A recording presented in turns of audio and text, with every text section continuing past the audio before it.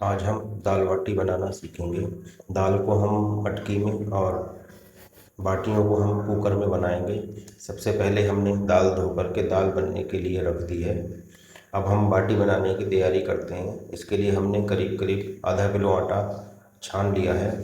अब इसमें हम आधा चम्मच अजवाइन और चौथाई चम्मच लाल मिर्च और थोड़ा सा गरम मसाला मिला करके इसमें हम 1 या 2 चम्मच सरसों का तेल मिलाएंगे। अगर आपके पास सरसों का तेल नहीं है तो हम किसी भी प्रकार के तेल का प्रयोग कर सकते हैं जो कि खाने वाला तेल हो। अब इस मटेरियल को हम अच्छी तरह से पहले हाथों से मिला लेते हैं। अच्छी तरह से मिलाने के बाद में अब हम थोड़ा थोड़ा पानी डालकर इसको गूँथने की तैयारी करेंगे। पहले हमने इसको अच्छी तरह से मिलाना है, थोड़ा थोड़ा पानी डालकर इसको गूँथना है। हमने इसमें थोड़ा थोड़ा पानी डालना है जिससे कि आटा हमारा एकदम गीला ना हो। आटा हमारा हमें टाइट रखना है। जो डो हमारा बन करके तैयार होगा वो हमें टाइट रखना है। इसके लिए हमें थोड़ा थोड़ा पानी मिलाना है। अगर हम एक साथ पानी मिला लेंगे तो हमारा आटा गीला हो सकता है जो कि हमें दिक्कत करेगा। अब देखिए हमारा आटा गूँथ करके तैयार हो गया है। हम इसको थोड़ा सा देख लेंगे कि टाइट है या नहीं है।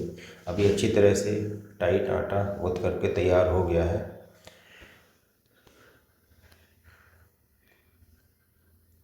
हमारा आटा अच्छी तरह से गूँथ करके तैयार हो गया है।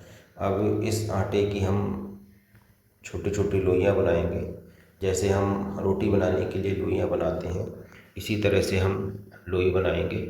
लोई को हम गोल ना लग करके चपटी रखेंगे जिससे कि ये कुकर में अच्छी तरह से सिक जाए। अगर आप इसको गोल रखेंगे तब ये कुकर में अच्छी तरह से सिक नहीं पाएगी, अंदर से कच्ची रहेगी। तो इसलिए हमें कोशिश ये करनी है कि हमारी थोड़ी सी चपटी रहे जिससे कि अंदर तक अच्छी तरह से सिक जाए। अब इसकी लोइयाँ हम बनाते हैं। हमारे इस आटे में अंदाजे से 20 से 25 लोइयाँ बनेंगी। हम लोइयों को बनाते हैं, एक एक करके लोई बनाएंगे। हम देखते हैं कि अगर कोई लोई हमारी किनारे पर फट जाती है, अगर फटती है तो वैसे तो कोई दिक्कत नहीं है, लेकिन अगर आप चाहें उसको गोल करने के लिए तो आप किनारे पर थोड़ा सा पानी लगा करके इसको गोल कर सकते हैं जिससे लोई आपकी और अच्छी दिखेगी। अब इन लोइयों को इसी तरह से हम गोल बनाएंगे। आटे की लोई को हम एक बराबर रखेंगे, कोई छोटी बड़ी ना हो। हमें इस बात का ध्यान रखना होगा जिससे कि हमारी जो बाटियाँ बन कर के आएंगी तो वो एक साइज़ की होंगी तो बहुत अच्छी लगेंगी।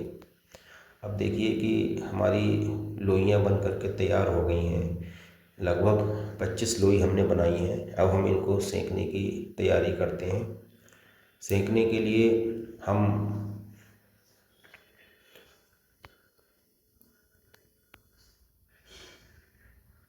कुकर का प्रयोग करेंगे। आपके घर में जो भी कुकर है आप उसको ले सकते हैं। हमारे पास कुकर है, हम इसी में अक्सर बाटियाँ बनाते हैं। अब हम इस कुकर की सीटी को निकाल देंगे। निकालने के बाद में हम इस कुकर को गैस पर रख कर के गैस की फ्लेम को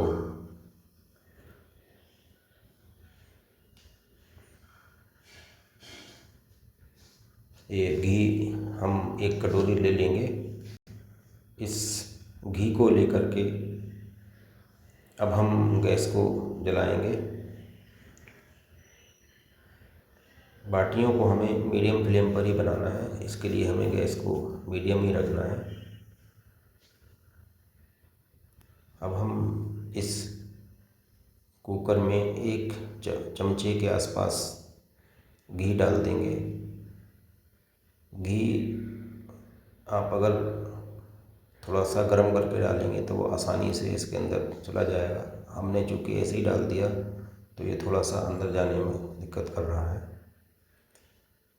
अब घी को थोड़ा सा चला देंगे जिससे कि ये मेल्ट हो जाए, पिघल जाए।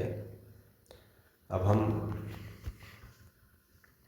बाटियां लेते हैं और पहली बाटी को हम बीच में रखेंगे, कुकर के ठीक बीच में रखेंगे और बाकी बाटियों को हम उसके किनारे किनारे लगा देंगे। यहाँ लगभग 7 बाटियाँ रखी गई हैं। ये हमारे कुकर के साइज के हिसाब से इसमें 7 आई हैं। तो आपकी बाटी के साइज के हिसाब से और कुकर के साइज के हिसाब से ये कम बड़ हो सकती हैं। आप जितनी बनाते हैं उसको आप 2, 3, 4 बार में सेक लीजिए। आपको आधा घंटा, पौन घंटा लगेगा, लेकिन इससे आप बिना किसी कंडे के या लकड़ी के अच्छी तरह से बाटी बना पाएंगे। अब देखिए हमने इसमें बाटियां रख दी हैं और हमारी 7 बाटियां इसके अंदर रखी गई हैं। अब इनको रखने के बाद में हम कुकर के ढक्कन को लेंगे और इस कुकर को बंद कर देंगे। 4 से 5 मिनट हम इसको बंद रखेंगे। इसके बाद हम देखते हैं कि हमारी दाल भी साथ साथ में बन रही है। हमें दोनों चीज़ें साथ साथ में बनानी है। तो दाल भी हमारी आधी से ज़्यादा बन गई है। थोड़ी देर में दाल भी बन करके तैयार हो जाएगी। हमने 3, 4, 5 मिनट के आसपास हो गए हैं। अब हम कुकर को खोल करके इन बाटियों को पलट देंगे। अगर हम इनको एक ही साइड रखेंगे तो बाटियां हमारी जल सकती हैं। तो उनको जलने से बचाने के लिए हमें इसको एक बार जब हम बनाते हैं तो उसको हमें 2 से 3 बार इनको पलटना पड़ेगा। पलटने के लिए आप किसी भी चिमटा का या कोई भी लंबी चीज़ का प्रयोग कर सकते हैं। अगर आपके पास चिमटा नहीं है तो आप 2 चम्मचों की सहायता से इसको पलट सकते हैं। बस इस बात का ध्यान रखें कि आपका हाथ जलने न पाए। अगर आपको हाथ जलने से बचाना है तो आप हाथ पे अपना कपड़ा भी लपेट सकते हैं, जिससे कि कुकर की साइड की जो गोल भाग है वो आपके हाथ में लग करके आपके हाथ को जला ना दे। उससे बचने के लिए आप अपने हाथ पे कपड़ा लपेट सकते हैं। अब हमने इन बाटियों को पलट दिया है। इसके बाद में अब हम इसको कुकर को फिर बंद कर देते हैं और 2 से 3 मिनट का फिर इंतज़ार करते हैं। इस बात का ध्यान रखेंगे कि हमारी फ्लेम जो है वो मीडियम फ्लेम पर रहे। अब हम 2 या 3 मिनट हो गए हैं। दोबारा से अब हम इनको देखते हैं। एक बार हम इसको और पलटेंगे।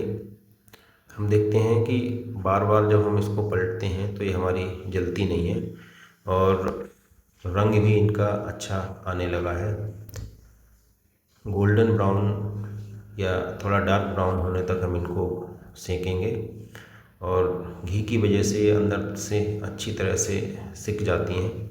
एक बार हम इसको और बंद करेंगे और थोड़ी देर 2 से 3 मिनट और इंतज़ार करेंगे। हम इसको मीडियम फ्लेम पर रखेंगे या लो फ्लेम पर रखेंगे। लास्ट में हम लो फ्लेम पर भी रख सकते हैं। अब देखिए हमारी बाटियां पूरी तरह से बन करके तैयार हो गई हैं। अब हम इनको एक बटर पेपर पर निकाल लेंगे, जिससे कि ये पेपर इसकी जो भी एक्स्ट्रा घी है वो सोख लेगा। एक एक करके हमने इनको अपने बर्तन में निकाल लिया है और देखिए इनका कितना अच्छा टेक्सचर आया है। पूरी निकल जाने के बाद मैं आपको दिखाता हूँ। देखिए कितनी अच्छी और सुंदर लग रही हैं। अब इन बाटियों को निकाल करके हम रख देंगे और अपनी दाल को हम तैयार करेंगे। दाल हमारी लगभग बन करके तैयार हो गई है। हमने इसको उतार लिया है और देखिए दाल हमारी अभी भी खौल रही है। अब जैसे जीरा से या फिर मिर्च के साथ हम जैसे छौंक लगाते हैं वैसे हम इसको छौंक लेंगे। छौंकने के बाद में हमारी दाल पूरी तरह से बन करके तैयार हो जाएगी। देखिए दाल हमारी पूरी तरह से बन करके तैयार है और बाटियां अब दोनों को हम देखते हैं तो कितनी अच्छी लग रही हैं। अब आप भी इनको अपने घर पर बनाइए। बनाने के बाद में इसका आनंद लीजिए और आप लोग हमें बताइए कि आपकी ये बाटियां कैसी बनी हैं। हमारे चैनल को लाइक, शेयर और कमेंट करें। धन्यवाद।